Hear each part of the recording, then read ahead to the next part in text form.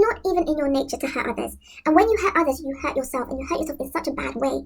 The wife was literally crying for like hours and hours and hours because of the pain of trying to deal with things herself, okay? Hey, chosen ones. My name is Anita. Welcome to my channel.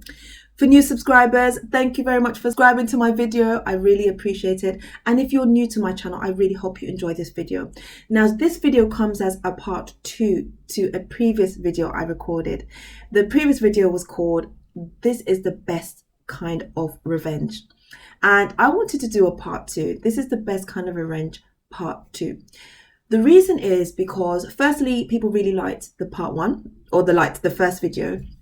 But secondly, something else dropped in my spirit. Like, I remember something else about trying to get revenge on people. And I just wanted to share it with you guys and enlighten you guys if you have not experienced this before. And hopefully this will be a good way for you guys not to want to take revenge. Okay, so this is a bit of a story time, and it may be true, it may not be true, but I'm going to tell the story. So the first question I'm going to ask you guys is, have you tried to do something to someone, to hurt them, to, just inflict some kind of pain, not necessarily physical, but maybe name calling or something like that, and it's made you feel even worse than actually doing it? You feel like you were better off not even doing it in the first place. Well, let me tell you a story. So once upon a time, I was married to a narcissist. And this narcissist was out dating, cheating, big on places that you could never imagine that they had been. And it really kind of chipped at me for a long period of time. And that's what happens. If you are with a narcissist, you will not just one day flip and just go crazy or whatever. It will be small chips until a point that you explode. So this narcissist goes to play some games with their friends and leaves their phone at home unlocked. And now the narcissist's wife decides to go through the phone. She couldn't help herself. Having the feeling of knowing something is up, knowing something's wrong when your husband goes out late at night, comes home at ridiculous times, something is up. So his wife went into this phone. And you won't believe the kind of things that she saw. Unbelievable stuff with all different types of people. Young, old, a mixture of all types. And so, to get back at this narcissist, the wife decides to send messages to the other women.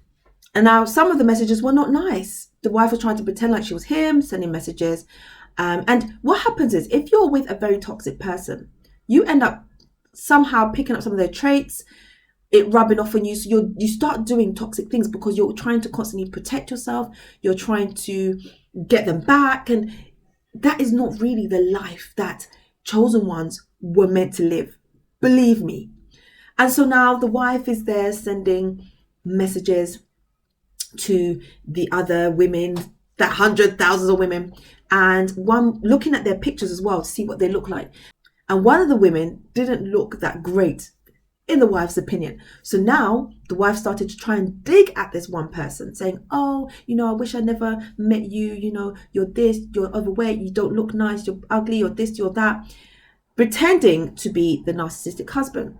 And this person, the other person, the lady, kept on coming back and saying, "Oh, okay, well, sorry you feel like that. Okay, well, let's just leave it then. Let's forget it. Let's do this."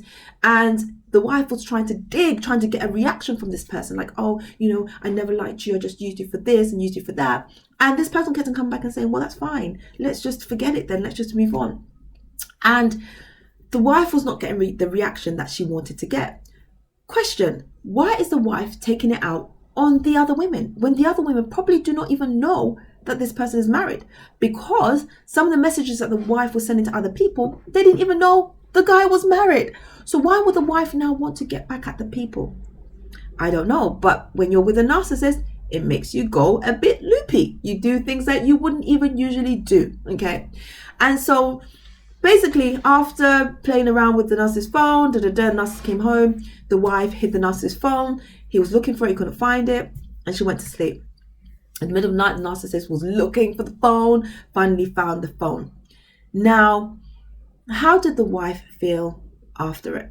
Well, the wife confronted the husband, and he said it was all in her head, it was all a lie, none of it was true, they were just friends, and actually nothing came about. There was no solution because narcissists will cover their tracks.